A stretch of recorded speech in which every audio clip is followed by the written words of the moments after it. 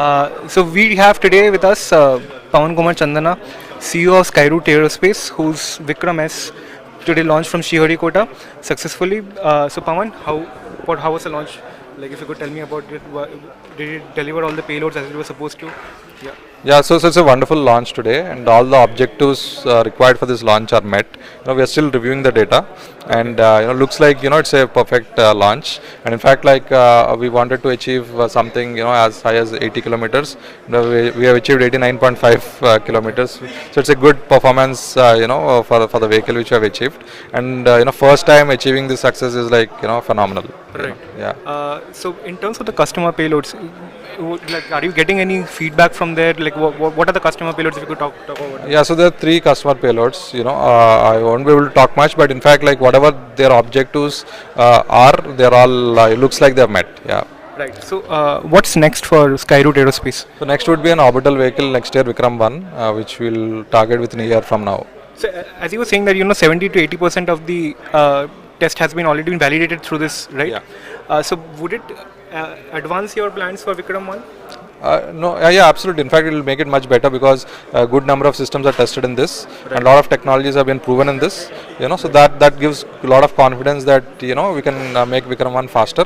Right. So definitely yes, yeah. So in terms of the cost incurred for doing this launch, if you could talk about that and how it would fare in terms of somewhat private space startup did in US for that matter. What's the comparison over there? Yeah, I won't be able to give the values, but so the unit cost of this could be definitely more than 50% cheaper than probably any other maybe US or Europe company. So how does that fare in terms of customer demand for you? And yeah, so it's definitely high. In fact, one of the basically 2 big USPs for us. One is the innovation, the other is the cost. So always when there is an innovative product which is very cost effective, there's always demand, and you always want to be one of the first few high demand players where most of the customers are sought for. Also help us understand one thing in terms of who are these customers in terms of who are sending the satellites, like what kind of functions does it do, and if you could talk about that. Yeah, so basically satellites have 2 functions. For example, just to clarify, today there are no satellites. Okay. There are only payloads.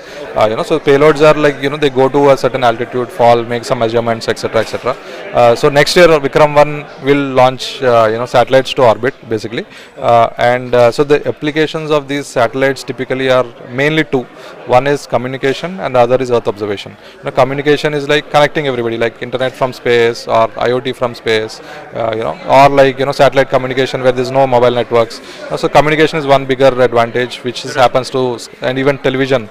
Most of the direct-to-home television is from satellite, and also navigation, GPS. So the communication has a very high application from satellites, right, and the other is the Earth observation, where clicking images from space and then use those images to do analytics for serving various industries. But who are these customers? I'm not asking for names, but at least in terms of sectors which are looking to send satellites, would benefit from them at least. Yeah, so many sectors. For example, main is the telecommunication sector.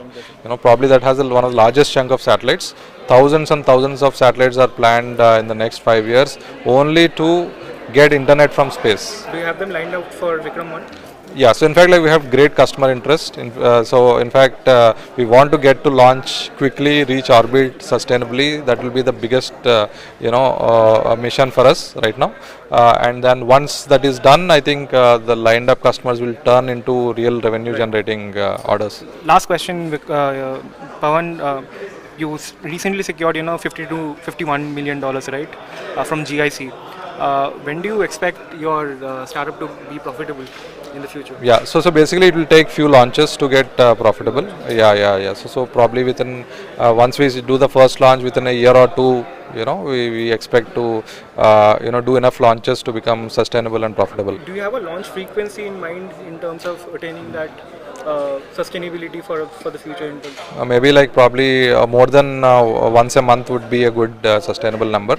Of course, more the better. More the better. Yeah.